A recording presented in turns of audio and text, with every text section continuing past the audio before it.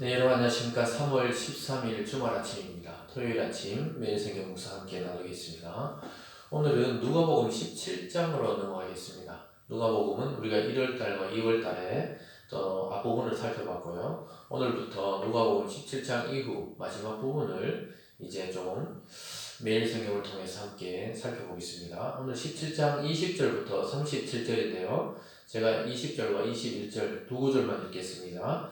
바리새인들이 하나님의 나라가 어느 때에 임하리까 묻거늘 예수께서 대답하여 이르시되 하나님의 나라는 볼 수 있게 임하는 것이 아니요 또 여기 있다 저기 있다고도 못하리니 하나님의 나라는 너희 안에 있느니라. 아멘.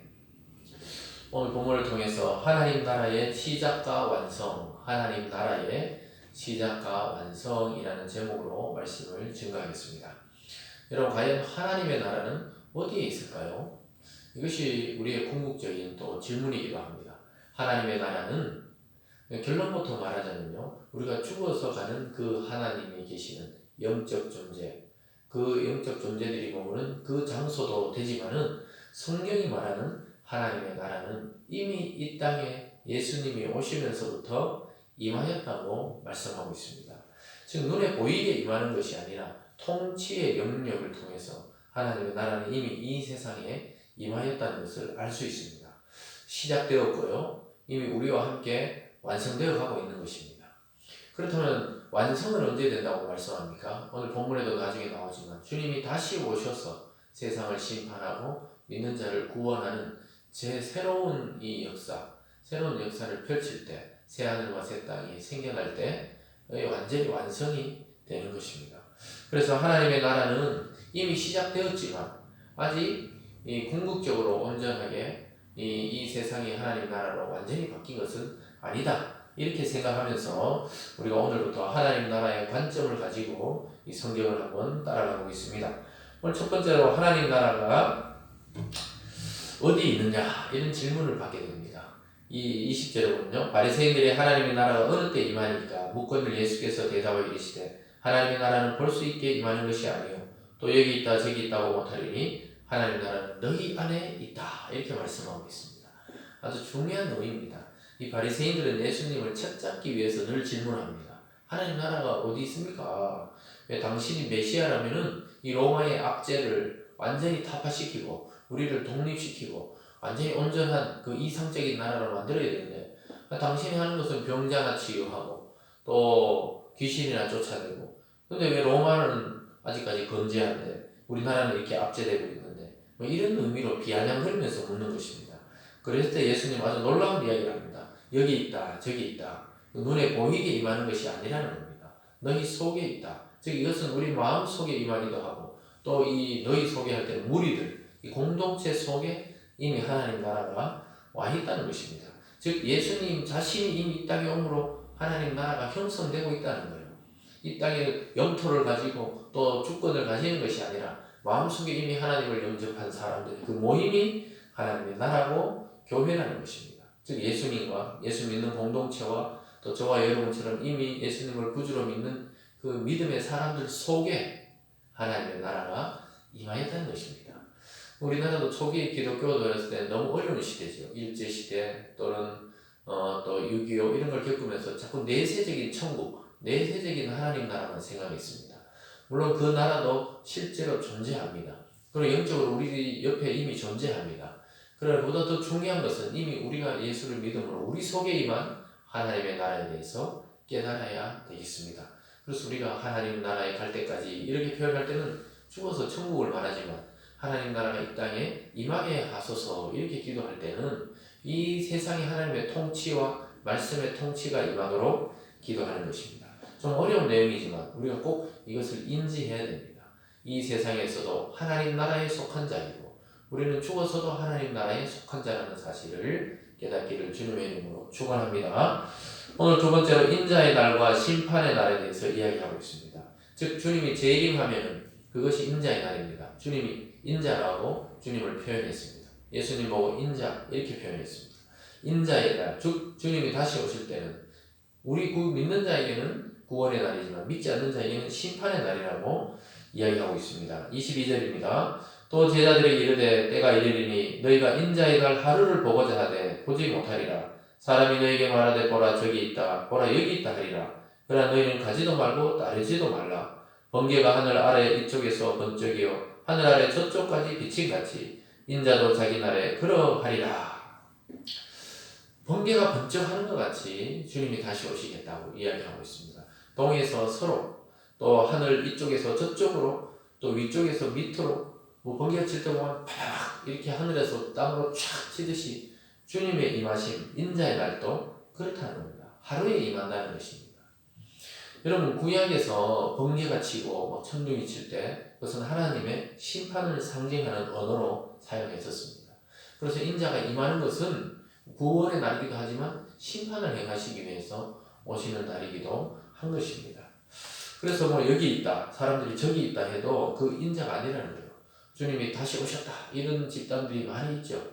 우리나라도 사이비들 보면 뭐 자기가 다른 사람이 다시 오신 구세주다, 성령이다, 메시아다 이렇게 다른 집단이 많습니다.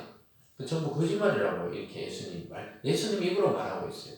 여기 있다, 저기 있다가 아니고 번개가 임하듯이 동에서 서로 위에서 아래로 임하듯이 우리가 모든 사람이 볼 수 있는 날이라는 겁니다.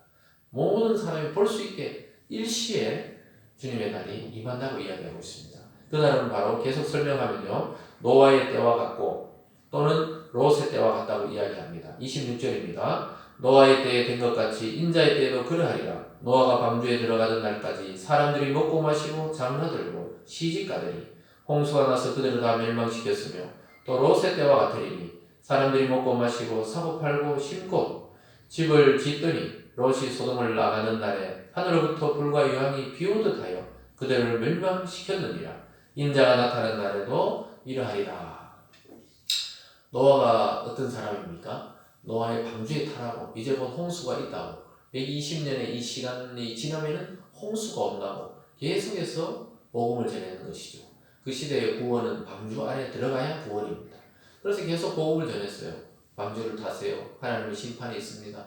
근데 사람들이 여기 성경에 볼 때 노아가 그 식구들이 들어갈 때까지 방주 안으로 들어가던 그 날까지 사람들은 먹고 마시고 장가들고 시집가다. 이 말이 무슨 말입니까?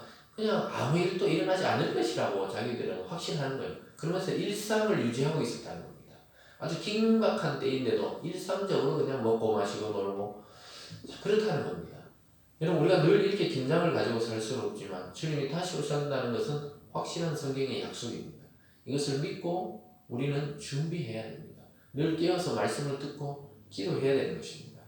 롯의 때도 그렇죠. 롯이 소돔성을 벗어나는 순간까지 그냥 그들의 사위들은 농담인 줄 알았어요. 아유, 장인어른 농담한다고 이 성이 왜 무너지냐고 이렇게 했는데 천사들이 롯의 가족을 이끌어냈을 때 거기다가 유황과 불이 떨어지면서 이 세상에는 사라져버린 도시가 되어버렸습니다. 완전히 제로 뒤덮여버렸어요. 근데 인자가 나타나는 날도 그렇다는 겁니다. 저와 여러분, 세상의 마지막은 반드시 옵니다. 세상의 마지막이 오지 않더라도 저와 여러분의 마지막이 언제일지 우리는 알지 못합니다. 인자의 임함이 바로 그와 같습니다. 우리의 죽음도 또 이 세상의 멸망도 우리가 알 수 없는 시간입니다. 그런 것처럼 주님이 오신다는 건 확실해요. 우리가 죽는다는 것도 확실합니다. 그런 것처럼 이 세상의 말세도 없어지는 것도 확실해요. 그러나 그 때와 시는 하나님이 결정하십니다. 그때 주님이 오실 때 노아의 때와 롯의 때처럼 심판이 임합니다. 믿는 자는 롯의 가족과 노아의 가족처럼 구원을 받게 되고 믿지 않는 자는 그 물과 유황불에 쓰러져서 멸망당하는 것입니다. 오늘 마지막으로 그러면 심판날을 준비하는 우리의 자세는 어떠해야 되는지 31절부터 이야기합니다. 그럼 우리는 어떻게 해야 되느냐? 31절에 보면요, 주님 이렇게 말합니다. 그날에 만일 사람이 지붕 위에 있고 그 세간의 집안에 있으면 그것을 가지러 내려가지 말 것이요 밭에 있는 자도 그와 같이 뒤로 돌이키지 말라. 롯의 철을 기억하라. 무릇 자기 목숨을 보존하고자 하는 자는 잃을 것이요 잃는 자는 살리리라.